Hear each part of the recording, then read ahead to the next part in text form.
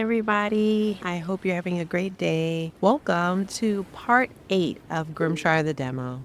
My name is Michelle, and we're picking up where we left off in part 7. I am with my 20 radishes that I harvested in the last video. And now I'm going to bring them and donate 10 of them to the root cellar.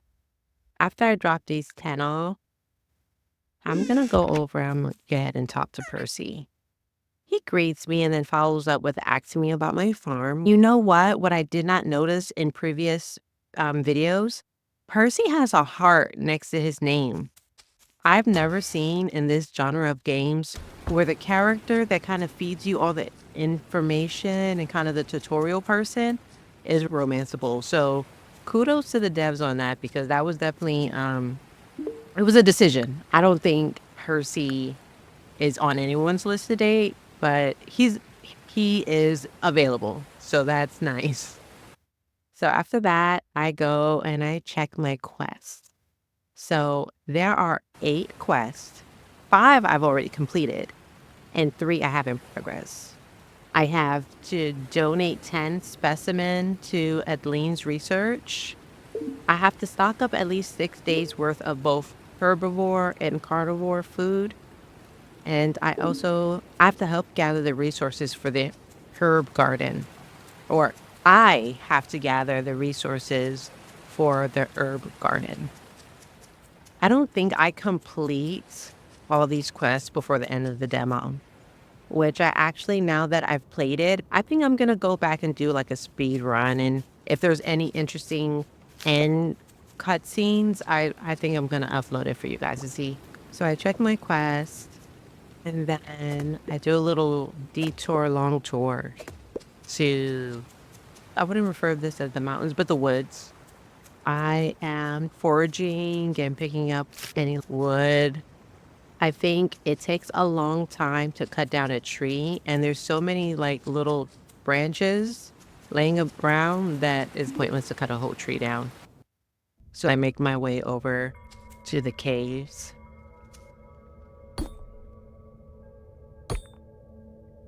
And I wanted to do just a little further exploration of it. It seems like the mines are randomly generated, which I think is a smart decision on the dev's part. Y'all saw how I broke that chest? Anyway, I'm sure that's something I'll end up doing all the time. But anyway, I think that was a smart decision on the devs. And I also like how they handled the visibility aspect being in the caves, because it gives off you're in a cave. It's dark, low visibility. Even Gruff makes a reference to it. He mentions his eyesight and how it's easier for him to see in caves. And so that was good. And it works well with this top-down style of viewpoint in a game like this. So that's awesome. I'm not particular. I do not. I'm not a fan of the style of clicking. The clickability. I might have made that word up. And what I mean by that is like, I think Minecraft did well with having a game that is tile by tile, but it's not so specific as to where your cursor is, but where you're facing. And like an example, if I'm playing Minecraft and I'm facing this block, and more than likely this is where I'm going to strike unless my mouse is somewhere else. But in this game, if I'm facing somewhere and I'm trying, is this to me is like, it has to be the lit up spot for it to render. And I think that's the part, having it being, you don't do anything unless your mouse is on the lit up part. I'm not a fan. But so I'm spending my time. I'm finding a good amount of things. I've been finding silver ore, stone, even find some tin down here, some quartz. Quartz is something new that I haven't seen in a lot of games like this. And tin is something I've also seen. I've seen in like Medieval Dynasty, which I am interested in playing that game. But yeah, tin. I like the addition of tin and foil. I'm interested what they are going to use quartz for. If you guys want to guess, leave your guess in comments. I am eating so much of my food, and I'm happy that I haven't really needed to eat that much. Like when it comes to farming and all that other stuff, like I've eaten here and there, but in the mines, I am chowing down. Like mining is taking up a lot of my resources. And so I'm kind of at a point where I've eaten enough. So after spending some time in the mines and eating up a lot of my food resources, I decide that that's it for the day. I'm good. I cross the bridge where I find Rose, and she randomly starts talking to me about her brother Jack and how much he likes rock. Why are you talking to me about your brother? Not only that, there's 3 other villagers in this village that's talked to me about Jack. Jack is not that interesting. I think when the devs make a cutscene that's vital to the story progression, this is a great opportunity that it would not come off as weird if everyone's talking about that event. And so I just think a lot has happened in the past 4 or 5 days in this game, and yet nobody's talking about it. And it pulls a person out of the immersion of a video game and just my expectations. I do like a more realistic gameplay, and so that's something that I definitely wish was added. We miss Lila's dialogue, which I think was good because she invites me to go and try her dad's beer. If you really had the ability to go and do that, then that's the opposite of a bland and just dead end conversation. It actually, she mentions it and then it makes you go and do it. It didn't make me go do it. I don't think I ever tried to go and have a beer with her dad, but it's a good thing. It's raining. I know I don't have to water my crops, which is, it's a great day in this style of game. So if you play this style of games, you know exactly what I'm talking about. No watering.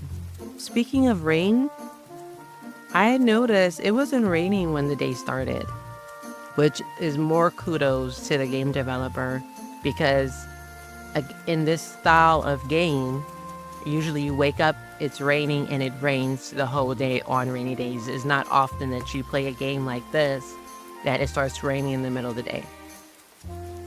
I don't think the Valley Daily mentions the weather, but in full release, I can definitely see that and that being a plausible thing. And people wouldn't so much go, well, how does Percy know that it's going to rain tomorrow? Percy has a fully built house. And, you know, games like Coral Island and Stardew Valley, you play the game and you have a TV in your room to watch the Weather Channel. But now, if I play the full release and I have a TV in my house and yet I'm sleeping on a hay bed, I'm screaming. I'm screaming. I'm screaming. You see, I'm twirling a little bit because I got a new office chair. Oh. So, I felt like I didn't have much to do, but I do. I have those quests, which is what I should have did. I really should have prioritized those things. Again, I'm gonna run through this game again and do like a super speed through of it, especially now that I know all the things that I need to get done and do. So instead I place a tree, I start weeding some. I also grabbed the fish that was on the drying rack, but I grabbed those things. And the thing about weeding, it doesn't use any of your energy in the game, which isn't realistic because if any of you ever had a garden, weeding is backbreaking work. Like I've had a garden and weeding is not fun. It's tiresome. And so that was interesting. And I think games they don't have where weeding takes any energy. And I think it's because there's so many weeds that they put in like an overgrown farm that's been abandoned.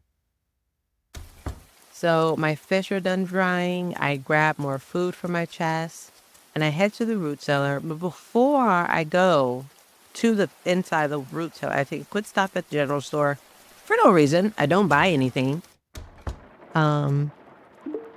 But I look a little bit. And I'm really stuck as to what I want to do because I'm afraid that I'm going to donate something. All right, hear me out. Listen, hear me out. For real, listen to me. I'm afraid that if I donate something at this point of time, again, I don't know that the game is about to end. I'm afraid that I'm gonna donate something and then I'm gonna need it later. But really, it's my inner order inside me coming out, you know? So pretty much after that, wait, let me see. I came over here to see if I had any of the resources I need for the herb garden, which I don't. And I wasn't checking for this before, but now that you see that big plot of land behind Hazel's hut, that's always, I'm thinking it's always been there. That's where the herb garden is going to be. I'm willing to put $100. I don't know what this girl name, the Beaver Girl. And she says that sometimes she stops by Adeline's house and helps her with her research. And I would rate that dialogue a 6 or 7 in interesting conversations because this tells me something about the Beaver daughter that besides how to pronounce her name. Because if I'm interested in romancing her or even knowing where to find her and she's not at the dock, I know that sometimes she's over there helping with research. But I'm going to wrap up the video here. I finished off by visiting the shepherd's house to see what things I could buy from him. And nothing because I'm really broke, which is all right. So, spoiler alert. Come back in the next video because we're getting a buggy. If you haven't already, like and subscribe. Thank you for watching and hanging out with me. Leave me a comment on what you think video games are missing today. And what type of things that video games need, storytelling wise even, that will make games more immersive and just more fun to play. Until next time, happy gaming, stay safe. Bye.